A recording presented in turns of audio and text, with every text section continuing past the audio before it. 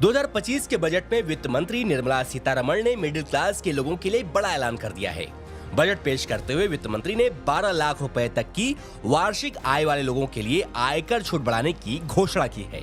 इसका सीधा फायदा नौकरी पेशा कर रहे लोगों को होगा।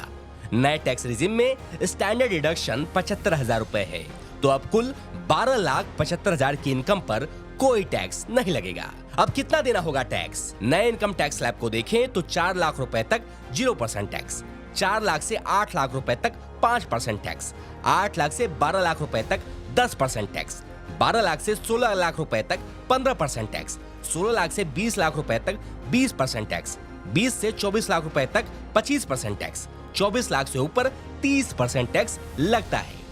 अब कुछ बात बिना किसी कंफ्यूजन के समझ लीजिए। नियम 87A के तहत सरकार दूसरे और तीसरे स्लैब के टैक्स को माफ कर देगी, जिस वजह से कोई 12 लाख सालाना अगर कमा रहा है तो उसको कोई टैक्स नहीं देना होगा। नए टैक्स रिजिम में स्टैंडर्ड डिडक्शन 75,000 रुपए रखा गया है और ये सिर्फ नौकरी पेशा वाले लोगों के लिए है, यानी नौकरी करने वाले लोगों को 12,75,000 तक कोई टैक्स नहीं देना होगा। लेकिन अगर आप नौकरी पेशा वाले नहीं हैं तो आपके लिए टैक्स में छूट की सीमा 12 लाख रुपए तक ही है। आप 12,75,000 तक मानकर मत चलिएगा। साल दर साल घटता गया टैक्स का दायरा। साल 2014 में 2.5 लाख रुपए की सालाना इनकम पर कोई टैक्स नहीं। साल 2019 में 5 लाख रुपए तक सालाना कमाई हुई टैक्स फ्री। साल 2023 में 7 लाख रुपए की सालाना कमाई टैक्स फ्री हो गई। साल 2025 में सालाना 12 लाख रुपए तक की कमाई टैक्स फ्री। वित्त मंत्री निर्मला सीतारमण ने ओल्ड टैक्स स्लैब में कोई बदलाव नहीं किया है।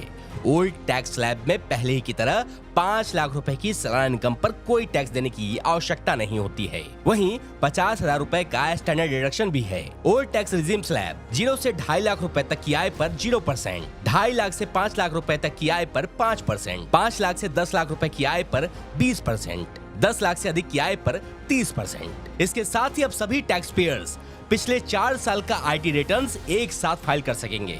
इससे पहले ये लिमिट 2 साल की थी। वहीं सीनियर सिटीजन्स के लिए टीडीएस की सीमा 50,000 से बढ़ाकर 1 लाख रुपए तक कर दी गई है। Report state mirror Hindi.